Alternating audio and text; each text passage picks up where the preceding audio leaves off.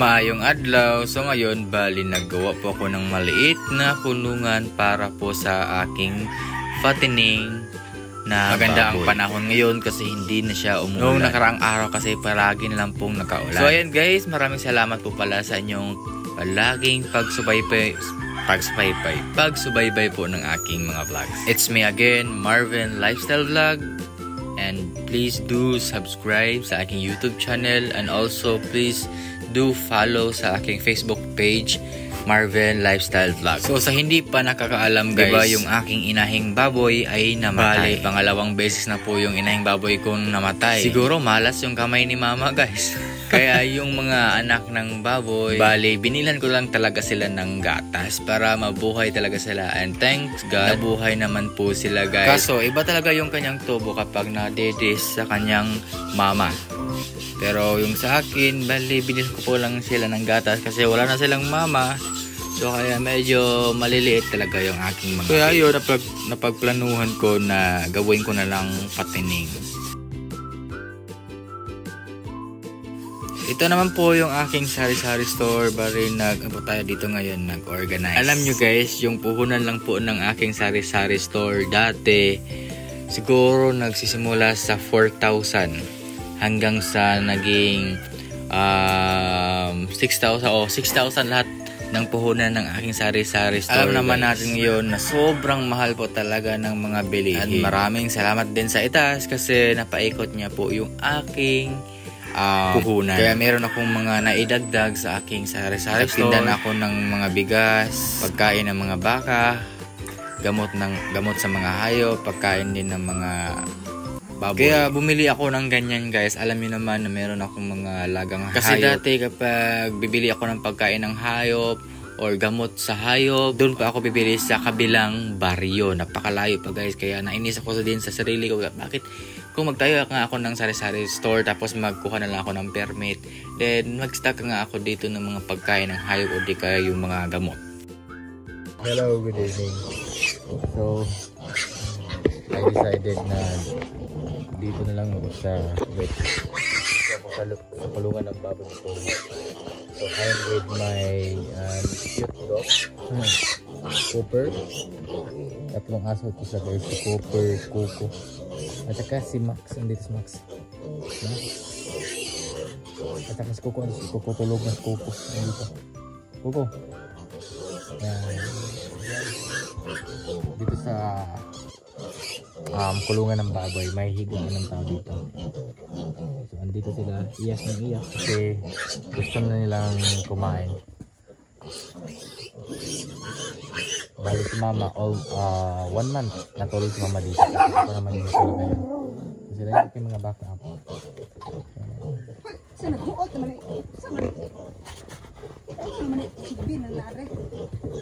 Coco sigbin nga iro.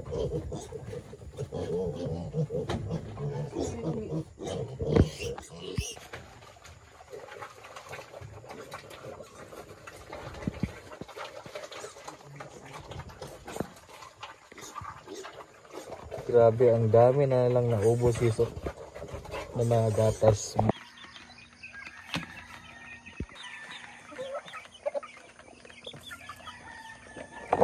Hello, good morning guys.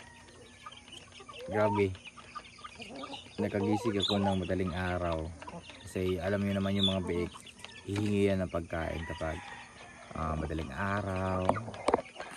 So ayun, napakain ko na sila, katulog na hindi na ako nakatulog ulit hanggang naabutan ako ng umaga. So nagpakain po ako ng aking mga alagang manok at saka yung sisiw. Andun yung sisiw guys, nasa kulungan. Dito kami sa puno ng kawayan.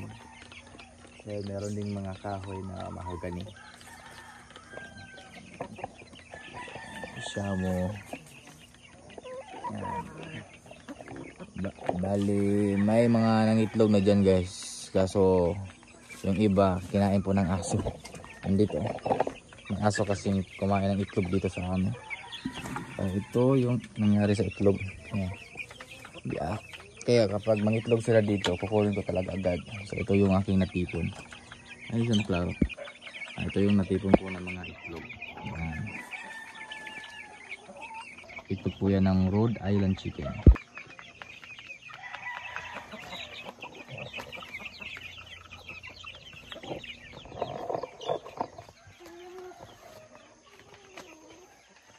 Saka ito na po yung kulungan ng baboy. Hindi pa siya fully tapos. Ito pa yung tsura. Tapos mamaya siguro baka mag-flooring dito sa kulungan. Flooring saka welding. Kaya napapansin nyo hindi siya pantay pagka-file ng hollow blocks kasi lagyan po siya ng ang tawag nito, kabilya. I-welding po yan mamaya. And then so hi guys, grabe napakalakas po ng ulan ngayon dito sa amin. Palagi na pong umuulan at saka hindi na po ako nakakita ng mushroom. Kumbaga tinatawag dito sa amin ay ligot. So ngayon, di ba, nagpagawa po ako ng kulungan ng baboy para sa patining. So pupuntahan ko po ngayon doon kasi maglinis ako guys. Siguro mamaya pagkatapos ng ulan, ililipat ko na po yung mga biig. So ayun nga, natapos na nga yung guys, yung kulungan ng hindi pa naman siya full na natapos. Meron pa siyang dapat trabahuin pero pwede na siyang malagyan ng biik. So kaya yan yung pupuntahan ko po ngayon. Dala po ako ng payong kasi napakalakas po ng ulan. Grabe ang ulan dito sa amin. Sobrang lakas. Hindi na nyo naman. Meron kami ditong maliit na garden. Andun si Papa. Andun si Papa. Wait muna guys.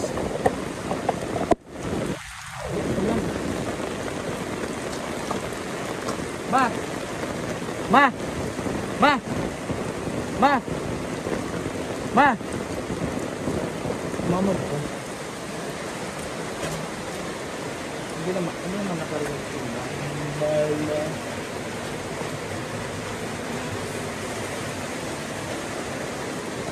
Grabe kasi ang ulan. Nakakalakas. Marami talagang guys nagdaiga ng kapayas. Marami nagkangkilik na yung kapayas daw ay puro daw hinog. Hindi yan siya hinog. Ganyan lang talaga yung kanyang kulay. So punta po tayo doon sa may baboyan. Baboyan, wala pa namang baboy. Kasi maglinis. Ito yung fish pan. Buti rin umulan para magkaroon ng tubig yung fish pan. Hi, hello. Yung trabahante ko guys nandito. Pinagawa. Ito na po yung kulungan ng baboy. So hindi pa siya fully natapos talaga kasi ito sa loob guys, bali lagyan pa to siya ng finishing. No? Kasi kapag hindi ko to lagyan po ng finishing, pag lumaki na po yung mga baboy, mag-ungat-ungat, sisirain nila itong guys hollow block. So lalagyan po to siya ng finishing. So ito na siya. Andun na sila kasi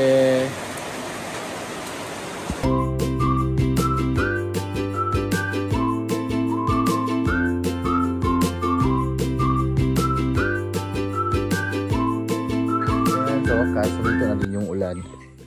So ito yung mga biik, parang mga talaga guys, parang mga sila mga daga. Napakaliit ng aking mga biik. Hindi kasi sila nakainom ng gatas ng kanilang mama.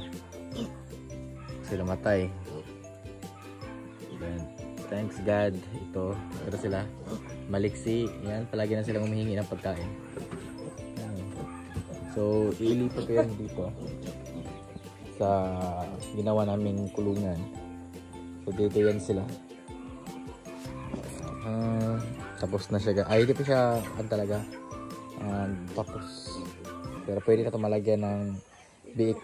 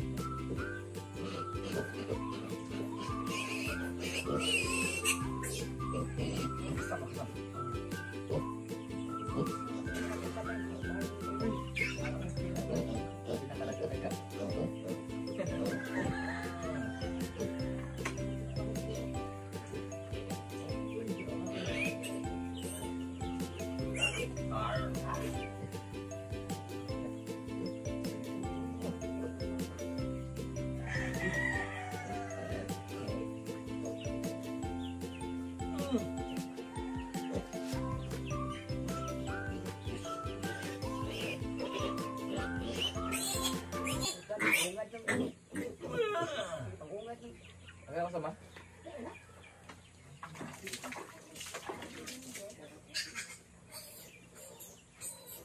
Ayun naman yung gano'n? Ayun ba yung gano'n?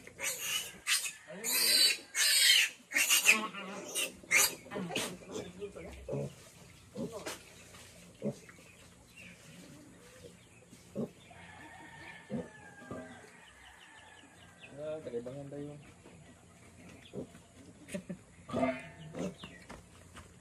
Yan, finally nalipat na sila. Yan, sobrang saya nila. So manguha po ako ng mga Madre de Agua. I-try natin pakainin sila ng Madre de Agua. So dito sa likod, nagtanim ako ng Madre de Agua dito. So marami ng mga dahon.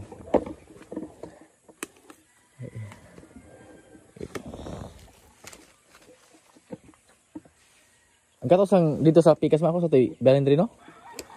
Itong baktin to ba?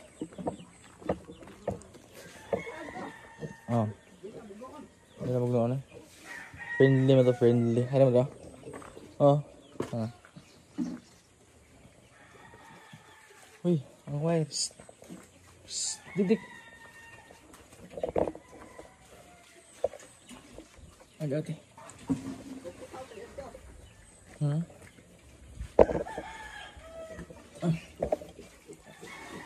Taka preto. Hop. Hop, di mo gawas. Hop, hop, hop. Oo. Hindi na tanawin.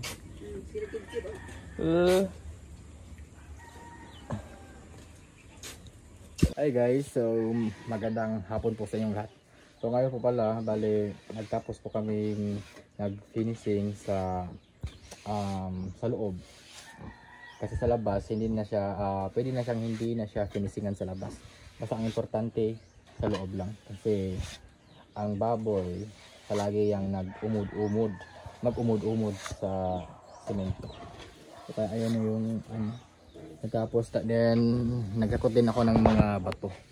Yan, kasi maggawa din ako ng ibang kulungan. Alam niyo naman na meron akong tatlong gawing inahin na baboy. So kaya gagawa ako ng kulungan na iba, pero idikit ko lang siya dito banda, idikit ko siya. Nagkamali nga akong naglagay kasi hindi ko nilagyan ng bato. Saka bumili ako ng yung price tag, yung palatandaan ba na yung akin yung manok. Sa alam niyo naman dito sa amin guys, may mga kapitbahay na magnanakaw. So kaya binilan ko talaga ng mga price tag yung manok ko. No, kasi yung ibang manok ko nawawala. Kaya binilan ko na ng price tag kasi may kapitbahay kaming magnanakaw. Ito yung price tag.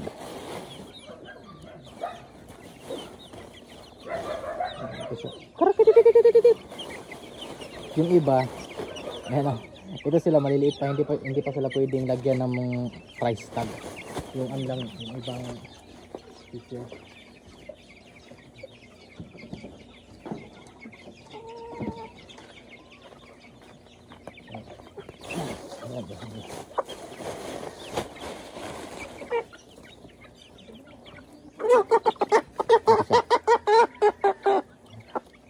Maganda siya guys kasi mayroon po siyang numbering pero hindi ko na lang siya sinusunod-sunod yung number.